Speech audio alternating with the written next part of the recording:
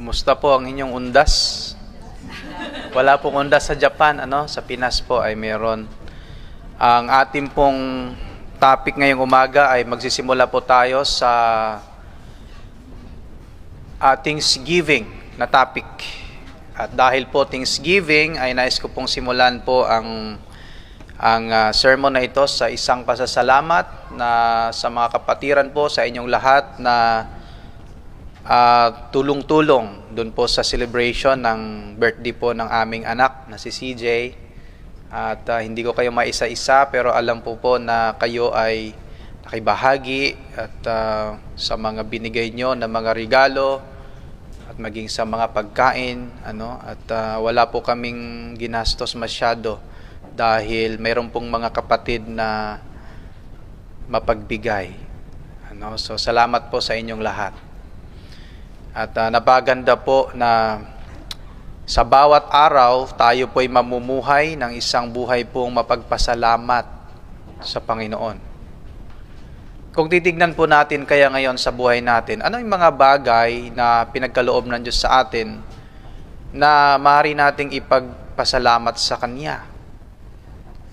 Isipin po natin siguro kayang umaga lamang, kahit wag na lang po yung 20 years ago, mahaba po masyado at marami po, tiyak na marami pong pagpapala si Lord nakalipas po ng 20 years.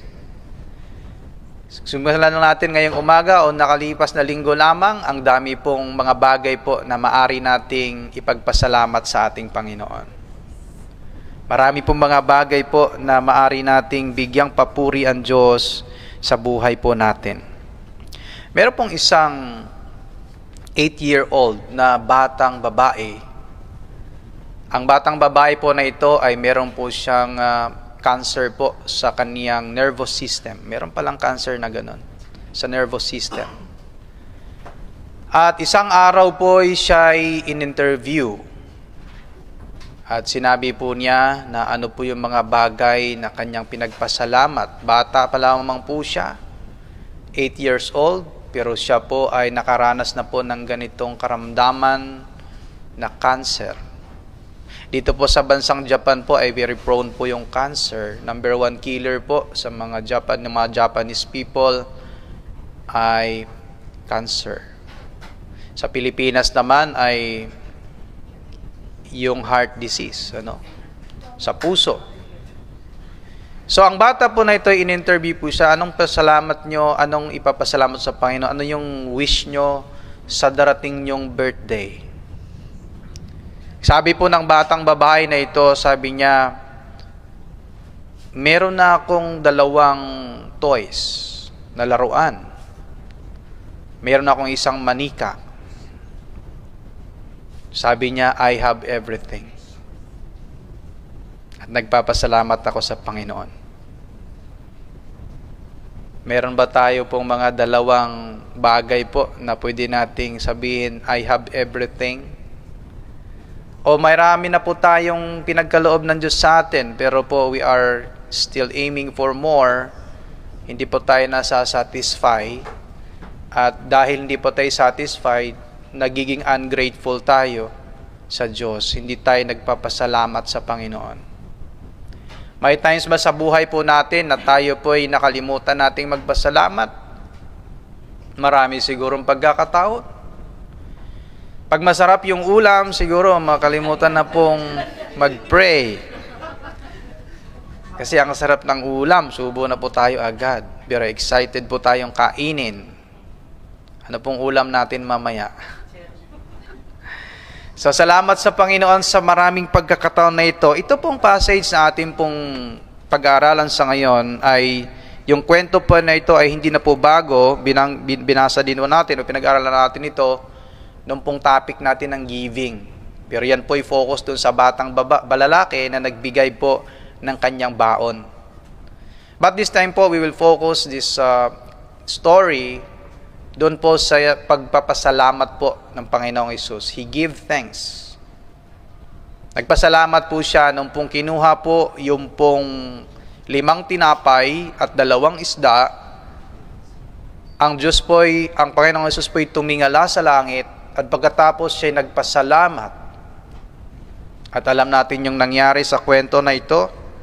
After po siyang nagpasalamat ay dumami po yung tinapay at mga isda at binigay po niya sa kanyang mga alagad at sila pong lahat na naroon ay 5,000 po na mga kalalakihan ay nabusog po sila.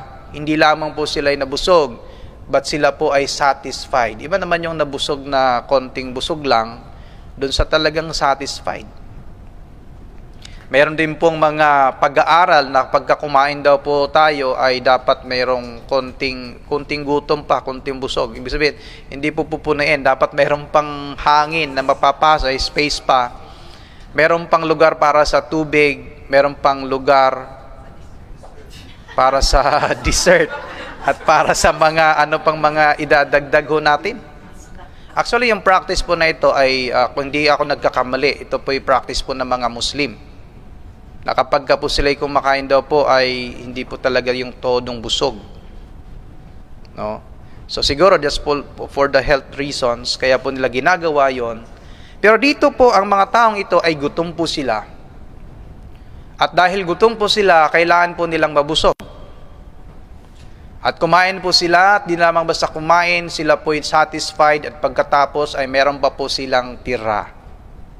Ano pong ginawa ng Panginoong Hesus? Bakit po dumami po ito, nag-multiply ito, at sila pong lahat ay nasatisfied? The power of thanksgiving, of giving thanks. What happens when we give thanks? Ang Panginoong Hesus ay nagpasalamat lamang. Kinuha niya yung tinapay at isda, nagpasalamat siya sa Diyos. At dumami. Ano pong nangyayari kapag tayo po'y nagpapasalamat sa Panginoon? The power of God will put to work for the sake of His name and for the benefits of His people. Magtatrabaho po ang Panginoon. Ang Kanya pong kapangyarihan ay kikilos. Gagawa po ang kapangyarihan ng Diyos sa tuwing tayo po'y nagpapasalamat. So kung gusto nating magpatuloy pong magtatrabaho ang kapangyarihan ng Diyos sa buhay natin, kinakailangan meron tayo pong pagpapasalamat sa Diyos araw-araw. Itong pagpapasalamat po na ito ay hindi lamang dahil maganda po ang panahon, okay po ang sitwasyon, wala tayong dinaranas ng mga suliranin. Ang pagpapasalamat, sabi din po ng advice ni Pablo, na give thanks in all circumstances. Narinig po natin kagabi sa prayer meeting na tayo magpapasalamat sa lahat ng pagkakataon. We have to pray continually, give thanks in all circumstances. Hindi lamang po nagpapasalamat tayo dahil bagong sweldo. O di kaya hindi lamang po nagpapasalamat tayo dahil nung nakuha natin yung sweldo natin ay may natira pang konti. Hindi tayo nagpapasalamat dahil po ay nakatanggap tayo ng mga pagpapala, mga unexpected na mga gifts na na-receive ho natin. Tayo nagpapasalamat kahit po sa mga challenges. Nagpapasalamat po tayo sa Panginoon sapagkat meron po siyang layunin sa lahat po ng pangyayari sa buhay natin. Hindi man po natin maunawa agad-agad ang kanyang plano sa buhay natin, pero tiyak po na meron siyang dakilang plano sa buhay natin at hinayaan po niya na mangyayari po ang mga pangyayari sa buhay natin para po tayo ay patuloy niyang pagpalain para sa ating ikabubuti. What happens when we give thanks? God's name will be glorified. Sapagkat kung tayo po'y nagpapasalamat sa Panginoon, giving thanks is an acknowledgement of the giver.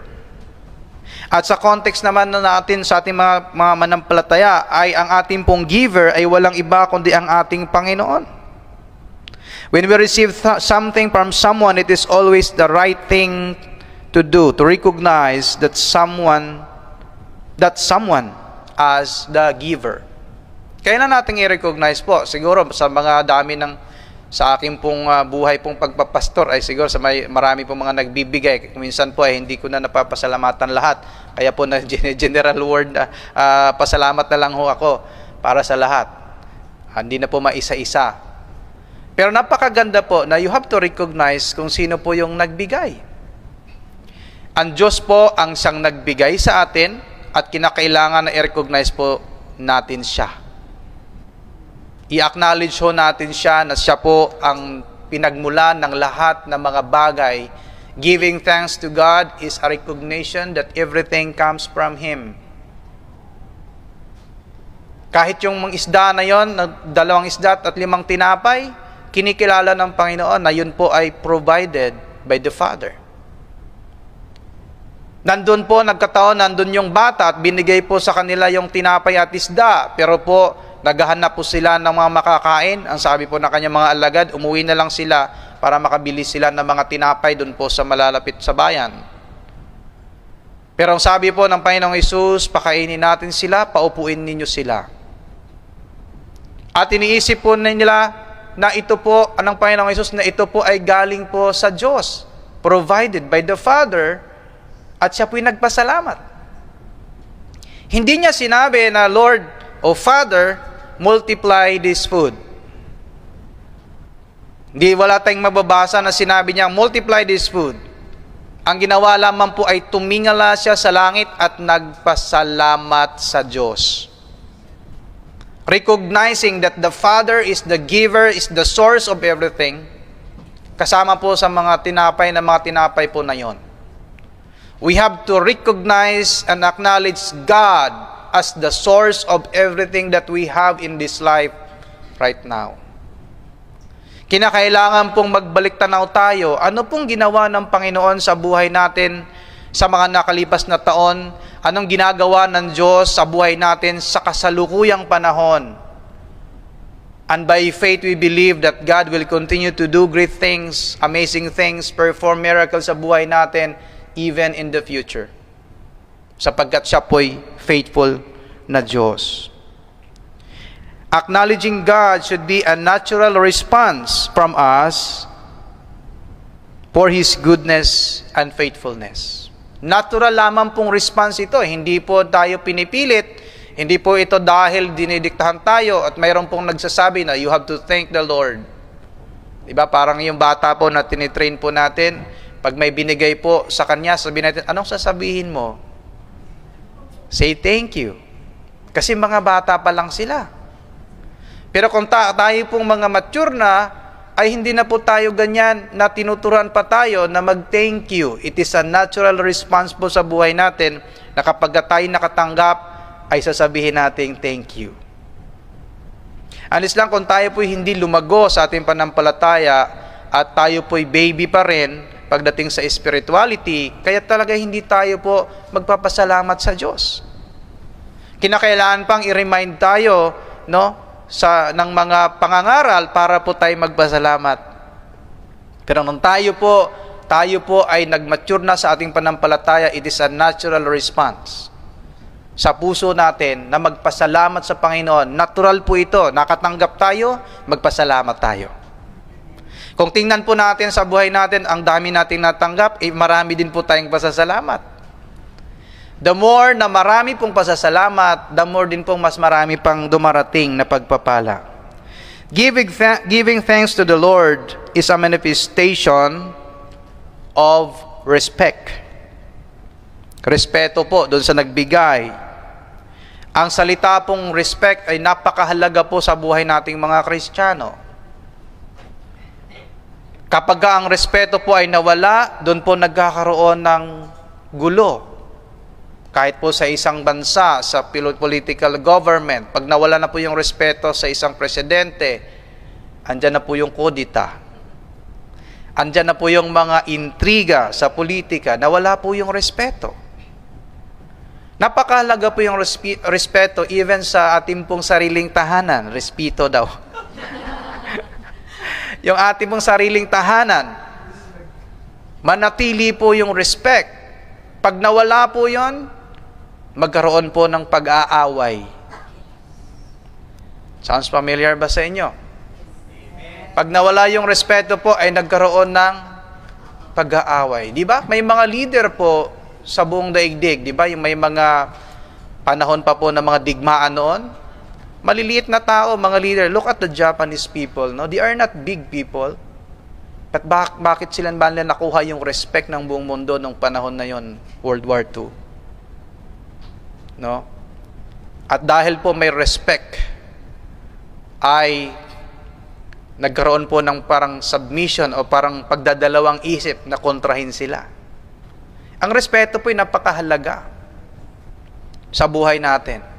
At pagdating sa pagbibigay, pagka binigyan tayo po ng Panginoon o ng ating kapwa, yung pong pagpapasalamat natin ay yung po'y manifestasyon ng ating respeto sa kanila. Respeto po natin sa Diyos na nagbigay ng lahat sa atin, showing respect sa Panginoon, ay nakikita po dito yung ating pong sariling character. It is also a manifestation of our character. Ano yung attitude natin toward God? Ano yung attitude natin toward people? Diba? Pagka nakatanggap tayo at wala tayong gagawing thank you man lang, so anong character nagre-reflect sa atin? So siguro sasabihin ng nagbigay, di naman marunong mag-thank you yan. Kung ang Diyos po yun, siguro sana, buti na lang po ang Diyos ay hindi po ganon. Na kahit minsan po ay nakalimutan ho nating magpasalamat, ang Diyos po ay tapat pa rin. Pero wag po nating abusuhin na ang Diyos ay tapat na magkakaloob sa atin kahit na nakakalimutan natin minsan magpasalamat sapagkat baka meron pong hangganan at pagdating ng panahon ay hindi natin makakatanggap mula sa Panginoon. Napakaganda po na tayo po'y mapagpasalamat sa ating pong Panginoon. Pangalawang bagay po, God will be pleased to continue to provide. Kapag tayo po ay mapagpasalamat, ang Diyos po ay matutuwa sa buhay po natin at tayo po ay patuloy pong magpapasalamat at siya po ay patuloy na magbigay sa atin po ng blessing. He will continue to provide dahil siya po ay natuwa sa ating mga pasasalamat. Meron pong isang mayaman po na tinanong po siya, itong pong mayaman na ito, tinanong po siya, ano yung sekreto niya? Bakit siya yumaman ng yumaman? So, hindi ito patungkol sa kayamanan na this is for the sake of illustration. Ang sabi po ng mayaman, yung sekreto ko, bawat umaga pagising ko, nagpapasalamat ako. Bawat gabi, bago ako matulog, nagpapasalamat ako. Kahit sa mga maliliit na bagay. Yun po yung sekreto ko. Yun din po yung sekreto nyo, kaya po mayaman na kayo ngayon. Kahit po tayo sa mamaliit na bagay at tayo nagpapasalamat sa Panginoon, nakikita ho ng Diyos ho yun. At dahil po yung mapagpasalamat po yung puso natin na hindi tayo napipilitan, natural lamang po na tayo nagpapasalamat, ang Diyos po ay lagi po niyang ipoprovide sa atin ang ating pangangailangan. At sometimes, hindi lamang po sa ating pangangailangan. Kahit sa may mga bonuses pa siya na ibinibigay, kahit yung mga desire natin sa puso natin, ay pinagkaloob din ng Panginoon. Blessings will reproduce another blessings if we have this attitude of thanksgiving, gratefulness sa buhay natin, magpapasalamat tayo sa Panginoon. Blessings will multiply more than what we ask when we give thanks. Ang sabi po sa salita po ng Panginoon, God is able to provide for us, to bless us even more than what we can ask or imagine. According to His riches, according to His glory, according to His will. Lagi pong according to His will. Kasi alam po ng Diyos, nakikita po ng Diyos, kung ang ating pong mga natanggap na pagpapala ay naglalayo sa atin sa Kanya, ay maaaring hindi po niya ipagkakaloob yun. Pero dahil po alam ng Panginoon ang mangyayari, ang respond natin sa mga pagpapala na ibibigay pa lang niya, kaya itinutuloy po niya na tayo pinagpapala sa lahat ng pagkakataon. When we give thanks to the Lord, He will be pleased to provide for us ng lahat ng ito, kahit po ng mga bonuses, hindi lamang po sa pangangailangan, but kahit po sa mga desire nating iba, ay pinagkakaloob na rin ng Diyos. Diba? Kung minsan ang kailangan natin ay isang bisikleta lamang, Pero dahil po natuwa ang Diyos, binigyan pa tayo ng motor. At natuwa pa siya, binigyan ka ng kotse. Ano pa? At natuwa pa siya, binigyan ka niya ng tren. so hindi ka na mag-commute papunta rito. Ang problema mo na lang yung riles. Magpo-provide din siya. Hanggang dito sa ating kinaroroonan. Ang Diyos po yung magbibigay, ang blessing po yung mag-reproduce another blessing, magmumultiply po yan kung ang ating puso ay lagi pong napagpasalamat. Tumingala lamang siya sa itaas. Inacknowledge lamang niya ang nagbigay. At dumami na po. Ganun bang gagawin natin? Konti lang ba yung pagkain natin mamaya? Baka gagawin natin? Biglang dumami, baka hanggang sa sunod na linggo, yun pa rin yung ulam natin. Ang anniversary, yun pa rin yung pagkain natin. Ano? So ito po yung situation na lamang. Maaaring hindi na po mangyayari sa ngayon. Situation po nila kasi noon para makita yung glory ng Diyos noong panahon na yon. Maaaring sa panahon ngayon ay hindi na po gagawin ng Diyos yun. Bakit po? Malapit lang naman tayo sa mga grocery store. No? Ang sitwasyon po nila, malayo sila. Nasa bukid, nasa disyerto sila at wala po silang mabilhan, malayo po, gutom na yung mga tao. So, God performed this miracle. Ang Diyos po ay magpiperform ng mga himala sa buhay natin sa pagkakataon na wala na tayong magagawa. Kung may magagawa pa po tayo sa tulong ng Diyos, ay andyan yung guidance ng Panginoon na gawin natin ang nararapat. Pero pagdating sa panahon, pagkakataon na wala natin magagawa, naubos na yung talino natin, naubos na yung diskarte natin, naubos na yung galing natin, wala pa rin. That's where the Spirit of God comes in. At tutulong po sa atin, gagabay po sa atin ang kanyang banal na Espiritu. Dadami po ang pagpapala. The blessings of the Lord will overtake. Sabi po sa Deuteronomy chapter 28, verse 2, will overtake you. Overtaken daw to tayo ng blessing. Ibig sabihin, lagpasan tayo, hindi natin makukuha.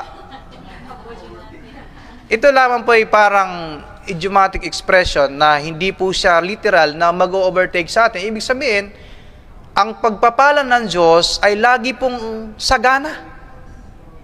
Lagi pong sagana po ang pagpapala ng Panginoon. Hindi po siya nauubusan po ng mga pagpapala. Ito pong ibig sabihin nito na hindi po siya nauubusan ng mga supply na ipigkakaloob niya sa bawat sumampalataya sa Kanya. The Lord will never run out of supply. Bakit? Siya po'y may-ari po ng bodega. Siya po ang may-ari ng langit. Siya po ang may-ari ng lupa. Siya po ang may-ari ng lahat ng buhay po natin. Kaya dahil siya po'y may-ari ng lahat, hindi po nauubusan po ng supply ang Panginoon para tayo i-sustain ng Diyos sa lahat ng ating pangangailangan. Amen. He will never run out of supply, lalo na sa mga tao pong mapagpasalamat sa Kanya. Nakita natin doon sa miracle, may sobra pa nga. Hindi lamang po sakto, may sobra pa. 12 basket pa ang laman nung pong ginathered ho nila yung pong mga tira. Ay meron pa pong 12 na basket. Siguro kasama na rin doon yung mga isda at saka sa tinapay. O di kaya kung mahilig lang sila sa isda, ubos yung isda, yung tinapay hindi.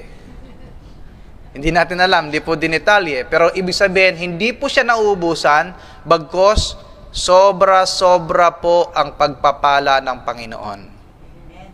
Nakita nyo ba yung sobra-sobra ng pagpapala ng Diyos sa inyong buhay? Kung hindi nyo pa po nakikita, siguro simulan po ninyong tingnan. Yung pong ating pong physical na lang, tingnan po natin. Pag humarap ba kayo sa salamin, ano pong sasabihin ninyo?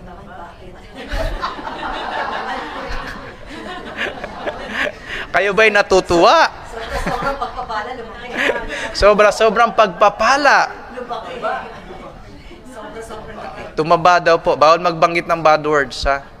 Tumaba. Tumaba. Oh, tumaba daw po. Ano? So, anong nakikita natin sa ating sarili? Pagka tiningnan po natin, tayo kaya blessed na blessed? O tayo blessed? O blessed na blessed? O blessed na blessed na blessed na blessed? Ulitin nyo pa, ang damihan nyo, blessed na blessed na blessed na blessed na blessed ako ngayon. Bakit? Sapagkat tayo po ay pinagpapala, ako po ay pinagpapala ng Diyos sa bawat paggalaw, sa bawat paghinga ko, sa bawat paggalaw ko, ay galing sa Diyos po lahat ng yan. Amen. Wala po tayong sariling lakas. Alisin ng Diyos yung lakas natin ngayon, matutumba tayo. Alisin ng Diyos ang lahat ng mga galing natin, yung mga diskarte natin sa buhay, kaya tayo nakakapagtrabaho, mawawala lahat. Hindi tayo makasurvive. Sa Diyos tayo gumagalaw, sa Kanya tayo nabubuhay, sa Kanya tayo nakadepende. Hindi tayo nabubuhay dahil lamang tayo sa ating sarili lamang lakas. Ang Diyos po ang siyang nagsusustain sa atin, kaya po tayo po nanatiling malakas at buhay. Ang blessing po ng Panginoon ay hindi po siya nagugulang. Dahil sobra-sobra po ang blessing ng Diyos, we have to expand our barn.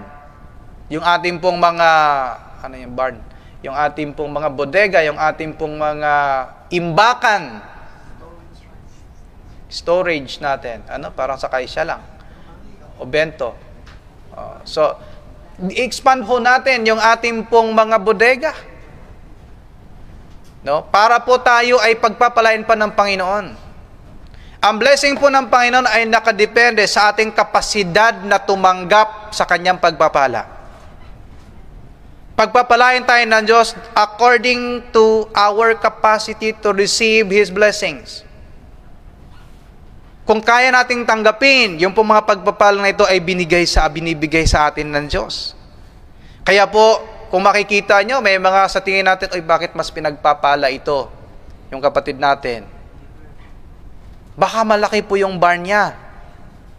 Baka in-expand po niya yung kanya pong imbakan. Tapos ikaw, hindi mo siya in-expand. Paano pong i-expand natin? Siguro, isang topic po 'yon, how to expand our barn. Yung mga imbakan natin. I-expand natin ito sa pamamagitan ng ating pong patuloy pong katapatan sa Diyos. At yung ating pagpapasalamat sa Panginoon is one way to expand our barn. Yung mga bodega natin, habang nagpapasalamat tayo, lumalaki ng lumalaki yung kapasidad natin na tanggapin ang mas marami pang pagpapala mula sa Diyos. Yun ang sinasabing, the blessing of the Lord will overtake you. Dahil hindi po nauubusan ng Panginoon sa Kanyang pagpapala sa atin. Lagi pong nariyan. Kung mas malaki ang bodega natin, mas malaki ang imbakan ng Diyos. Sabi niya, bubuksan ko ang durungawan ng kalangitan. Subukan niyo ako. Subukan niyo ako at hindi ko bubuksan. Kung hindi ko bubuksan ang durungawan ng kalangitan. Sa context po nila noon, yung ulan, no? Pauulanin ng Diyos. Paano kung pauulanin ng Diyos ng pagpapala sa lahat ng kanyang mga anak? Ano pong gusto niyong ulan? Snow? Ang dito daw po sa Saitama ay bihira lang po nag-snow. Pero may mga year po daw na nag-snow dito sa Saitama. At some parts of Japan. Actually po, ngayon pa nga lang, giniginaw na kami. Mainit pa. Kahapon po ay naglagay ako ng panangga sa tenga kasi giniginaw yung tenga ko. Oo. Pagtingin ko sa temperatura, 18 degrees. Ang init pala. Ano? So ano pong pagpapala? Actually, yung malamig na panahon ay pagpapala. At may 4 seasons dito. Salamat sa Panginoon at mararanasan din ako, particular kami ni CJ, sapagkat si Pastora ay sanay na po yan sa mga ganong climate. 6 years po siya sa Europe. So, mas malamig po. Sa Norway po, mas malamig. Konting araw lamang doon. Ako naman, sanay ako sa Baguio sapagkat 4 na taon din akong nag-aral sa Baguio. Pero hindi po kasing lamig. Parang ganito lamang. Oo. At salamat sa Panginoon dahil yan po ipagpapala. So, ba't tayo napunta dyan? Yung pong pagpapaulan, yung pagpapaulan po ng Panginoon, ng blessing. Handa ba natin, para na akong El Shaddai Balik ta rin ang mga payong. Hindi po, iba pala yun. Sahurin natin, kumbaga, expand ho natin yung ating pong kapasidad na tumanggap. Kaya siguro hindi tayo pinagpapalan ng Diyos, hindi natin na-receive yung marami. Kasi po, ang nasa isip natin, konti lamang po. Konti lamang yung ating lalagyan. Diba? Yung kwento po ng babaeng balo po. At si Elisha. Na lumapit po yung babaeng balo at sinabi ay siya po'y sinisingil na ng kanyang kinauutangan. At kukuhanin ng kanyang anak pambayad, lahat ng ari-arian niya pambayad. At lumapit po siya kay Elisha. Sabi ni Elisha, humingi ka, humiram ka ng mga empty jars. Sabi ni Elisha, anong meron ka sa iyong tahanan? Meron akong konting langis at konting flour. Yung langis na yon, sabi, humingi ka ng humiram ka ng mga empty jars. At pagkatapos po, nag-multiply po yun at nag-stop hanggang sa nag-stop na lamang po yung langis kasi po punong-puno na. Napupuno po. So, hindi dahil naubusan ng Diyos. Dahil naubusan na tayong lalagyan. Amen? Nag-stop lamang po yung pagpapala ng Diyos dahil po naubusan na tayong lalagyan. Pero po, kung tayo po ay patuloy na magpagpasalamat sa Panginoon, that's one way of expanding our barn. Tuloy-tuloy po yung sinasabi nila sa salitang, sky is the limit. Pagdating po sa pagpapala ng Diyos. At magugulat na lamang po tayo sa mga hindi natin inaasahang pagpapala. Pangatlong bagay po, God's people will be more than enough. We'll have more than enough. Hindi lang po enough, but more than enough. Wala na pong mahihingi. Wala na pong mahihingi pa. Kasi po punong-puno na. Sa aming, ako po particular sa aking buhay, kung balik tanawin ko, hindi po nagkulang ang Diyos.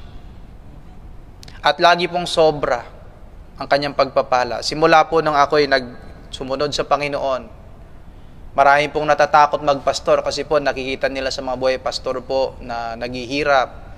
So kung mag-study ka na lang ng ibang course at magtrabaho ka sa ibang mga company, siguro mas malaki kikitain. Kaya po marami pong mga pananakot. Sabing, ba't ka nagpastor?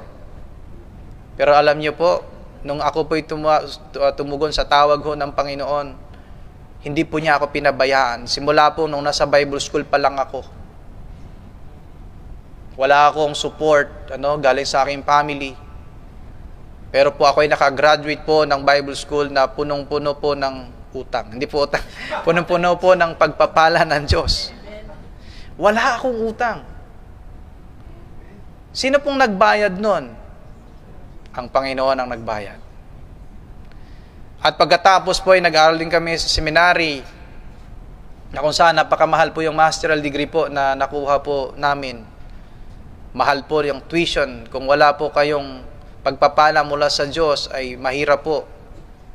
Nakagraduate ako sa loob ng 4 years na wala din pong utang. Kung titingnan ko po yon, siguro ang laki ng pera po na kinakailangan ko para matapos ko yung 2 degree. Yung bachelor's degree ko saka yung master's degree. At bilang isang anak na mahirap, paano ako makapag-aral ng ganon? Pero dahil po sa provision ng Panginoon, pinatunayan po niya sa lahat ng sumusunod sa Kanya that He is the provider. God will provide. And indeed, He is my provider. Hanggang ngayon, na nandito kami sa Japan, hindi kami kinakapos. Dahil po ang Diyos ang siyang dakilang nagpapala sa amin. Sa pamamagitan ng mga kapatiran at sa pamamagitan po ng mga ginamit po niya. Patuloy po namin na-receive ang pagpapala niya at naramdaman namin ang pag-ibig niya sa buhay namin. Wala nang ibang hihilingin pa. Kung tayo po ay nasa presensya ng Panginoon, kung tayo po ay naglilingkod sa Diyos, kung tayo po ay nagpapasalamat sa araw-araw, lagi pong dumarating ang pagpapala ng Diyos, wala nang tayong hihilingin ba sa buhay. At higit sa lahat, meron tayong tinatawag na contentment. Maliit man o malaki na mga pagpapala, nagpapasalamat tayo sa Diyos. Mayroon tayong contentment. Kontento tayo sa kung ano pong pinagkakaloob ng Diyos sa atin. Kung marunong po tayong makontento, kahit sa mga maliliit na bagay na binigyan ng Diyos sa atin, baka mas lalo pa tayong pagpapalain ng Diyos. At kung lalo na po, kung tayo po yung mapagkatiwalaan sa maliliit na bagay, tayo po yung pagkakatiwalaan ng Diyos, pagkatiwalaan ng Diyos sa mga malalaking bagay. Hindi ako nagpastor po sa isang international agad tulad ng ganito. Ako po'y dumaan sa mga mahihirap pong pagpapastor noon. 6 years ako naging assistant pastor. Meron akong senior pastor. Ako'y nag-a-assist. Assistant pastor ako for 6 years. At dahil sa isang assistant pastor, ako po'y nalipat-lipat ng mga iba't ibang lugar. At itinuring ko po yung pagpapala sa akin. At bago ako ma-ordain, ay dumaan ako sa isang training pong pagiging assistant pastor. Minentor ako ng isang, sa tingin ko'y dakilang pastor, no? At pagkatapos po, binigyan ako ng Panginoon, ng church, na ako na po ang naging senior pastor. Hanggang sa ngayon, hindi ko po in-expect na ako'y mapadbad po ng Japan. Sobrang lakas lang po ng hangin doon sa kaya na napadbad. Hindi ko po alam. Hindi ko po alam kung bakit ako napadbad ng Japan. It's all by the grace of God, by the blessings of God. Amen. Sa dami-dami na pong pastor sa Pilipinas, ang Diyos po'y may plano. Hindi po nauubusan ng Diyos ng mga pagpapala sa atin. Next Sunday po kayo naman magkwento ng pagpapala. Alam ko po, marami kayong pagpapala mula sa Diyos. Mahaba-haba po yung kwentuhan natin. Anniversary, wala tayong service ng umaga. Magkwentuhan lamang tayo dito sa umaga. Gusto niyo yon? Salamat po sa Panginoon. Sabi po sa Psalm 23 verse 1, siya po ang ating shepherd. Siya po ang ating pong, sabi, my God is my shepherd, I shall not want. I shall not be in want. Ang kanya pong mga anak na itinuturing po siya na dakilang pastol ay hindi po magkukulang. Nandyan po ang Panginoon. He will guide us into a greener pasture. He will give us peace. He will provide for us. Bakit? Siya ang ating pong pastol. Tayo po yung mga tupa. Siguraduhin po natin mga kapatid that God is our shepherd. He is our shepherd. He will provide for us and we shall not be in want. Wala pong magkukulang, hindi tayo magkukulang sa lahat ng pangangailangan. Bakit po? Ang ating dakilang pastol ay tapat na magkakaloob sa kanyang mga tupa, igina-guide tayo, binigyan tayo ng wisdom ng Panginoon kung paano po tayo po ay makasurvive at matanggap natin ang lahat po ng pagpapala mula sa ating Panginoon. Wala na pong hihilingin. Wala na po tayong mahihiling pa sa Diyos. At higit sa lahat, we will be satisfied in this life. Hindi lamang tayo po makatanggap ng pagpapala, but tayo pong lahat ay masasatisfy sa lahat ng pagpapala ng Diyos. True and genuine satisfaction in this life comes from God alone. Ang tunay pong satisfaction, ang tunay pong kasapatan, satisfaction sa buhay ay nagmumula sa Diyos. Hindi po natin mahanap po yan sa mundong ibabaw na ito. Kung minsan ay kailangan natin, naghahanap tayo ng satisfaction, ilang oras lamang po siguro yun. Imagine po, yung pag tayo nagugutom and then we eat more para masatisfied, ilang oras lamang po yun, gutom na tayo ulit. Kasi hindi talaga yung long-lasting satisfaction na ibinibigay ang offer sa mundong ito. Pero sa Diyos, kahit sa anong sitwasyon ay meron tayong satisfaction. Even in the midst of challenges, even in the midst of trials, we feel satisfied with the presence of God. Nararanasan po natin, satisfied po tayo sapagkat ang Diyos po ay sapat sa buhay natin. Pag tayo nasa Kanyang presensya, wala tayong hihilingin pa sa Diyos. Sinasatisfy niya tayo ang ating pong pangangailangan. Ang napakasarap po, may mga mabibigat tayong mga pagsubok. For example, lalapit lamang tayo sa Panginoon, iiyak tayo sa Diyos, ang sarap na po sa pakiramdam. Kung iiyak tayo sa ating mga kaibigan, baka i-chismis ka pa sa iba.